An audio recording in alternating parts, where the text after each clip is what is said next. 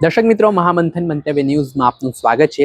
બનાસકાંઠાના સાંસદ જ્ઞાનીબેન ઠાકોર સામે ટિપ્પણી કરવી હવે ભાજપના પ્રદેશ પ્રમુખ જગદીશ વિશ્વકર્માને ભારે પડી શકે, કેમ કે કોંગ્રેસે મોરચો માંડી દીધો છે। થોડાક દિવસ પહેલા સોશિયલ મીડિયાના માધ્યમથી કોંગ્રેસના દિગ્ગજ નેતાઓ છે તેમની પ્રતિક્રિયા સામે આવી હતી। ત્યારબાદ અલગ અલગ જિલ્લાઓમાં છે તે જ્ઞાનીબેન ઠાકોરના સમર્થનમાં અને ભાજપના પ્રદેશ પ્રમુખના વિરોધમાં દેખાવ પણ થયા હતા। ત્યારે આજે બનાસકાંઠા જે જ્ઞાનીબેન ઠાકોરનો ગઢ છે ત્યાં કોંગ્રેસના કાર્યકર્તાઓ નેતાઓ દ્વારા ભારે વિરોધ નોંધાવવામાં આવ્યો। આજે બનાસકાંઠાના રસ્તા પર ઉતરીને રોડ બ્લોક કરીને આ વિરોધ કરવામાં આવ્યો અને જગદીશ વિશ્વકર્મા માફી માંગે તે પ્રકારની માંગ છે તે કરવામાં આવી છે।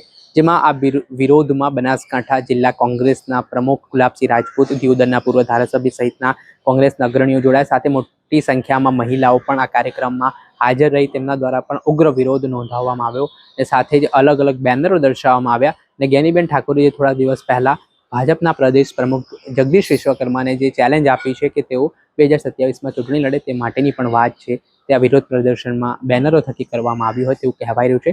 પહેલા તો એક નજર જોઈ લો આ વિરોધ પ્રદર્શન પર।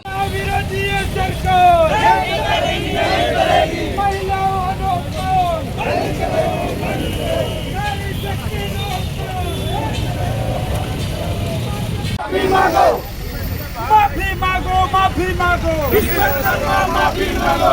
शक्ति लोकमान, नारी शक्ति लोकमान।